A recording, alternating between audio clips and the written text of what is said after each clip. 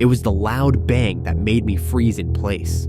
My heart pounded as I strained to listen, my eyes darting around the dark hallway. I wasn't sure what I'd find in the Hollowbrook building, but I definitely wasn't expecting this. We had heard the stories for years. Friends of friends, local legends, and online forums all had something to say about the Hollowbrook building. It had once been a psychiatric hospital, built in the early 1900s, and over time, it gained a reputation as a place where the lines between the living and the dead were thin. Some said it was haunted, others said it was cursed. But as much as those tales intrigued me, it wasn't until that Sunday afternoon that I finally decided to see it for myself. The building was hidden behind a dense layer of trees and brush, almost like nature was trying to keep it secret. From the moment I saw it, I knew why people stayed away. It wasn't just the broken windows or the graffiti-covered walls.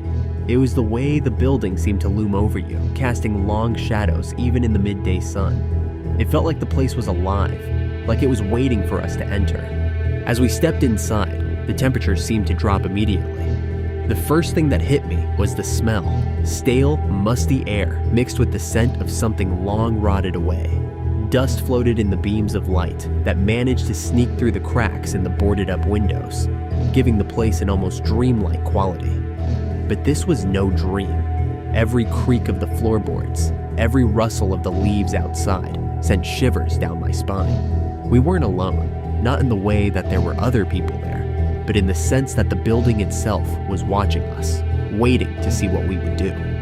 We started our exploration on the ground floor. It was mostly empty rooms, some filled with old hospital beds, others with piles of broken furniture.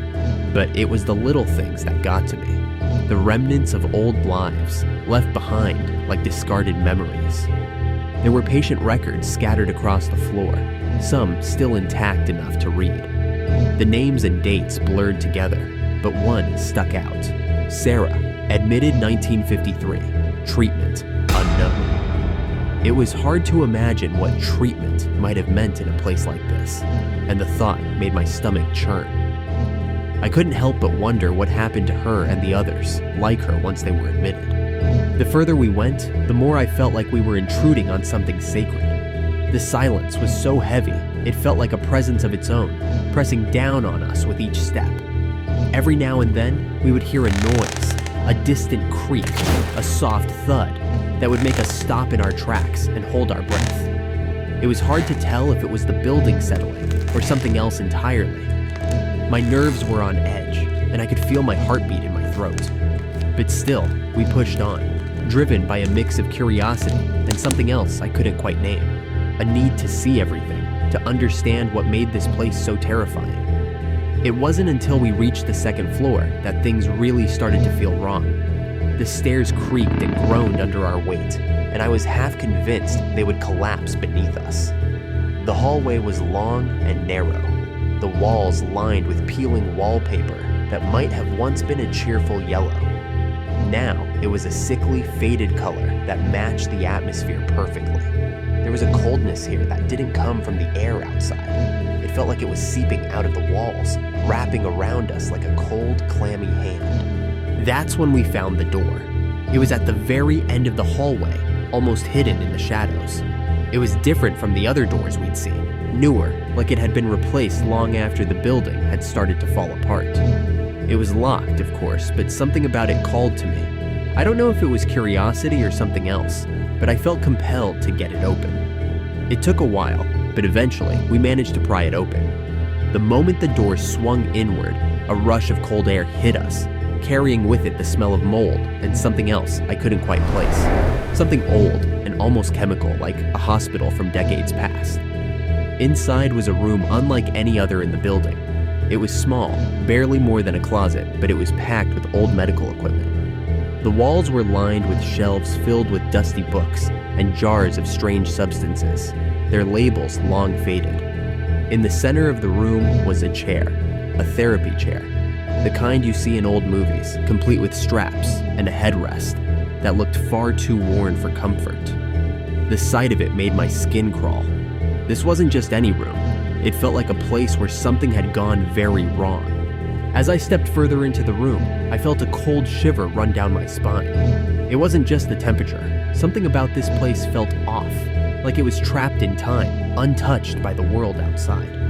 I reached out to touch one of the old books on the shelf, and as I did, I heard it. That loud, echoing bang that made my blood run cold. It was so sudden, so close, that for a split second, I was sure that whatever had happened here all those years ago was happening again, right in front of us. When I turned around, my heart was pounding so hard I could barely hear anything else. My eyes darted around the room, searching for the source of the noise.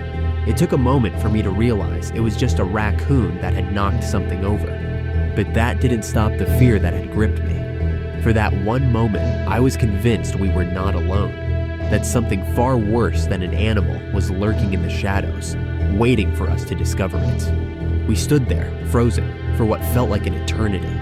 The realization that it was just a raccoon did little to calm the pounding in my chest.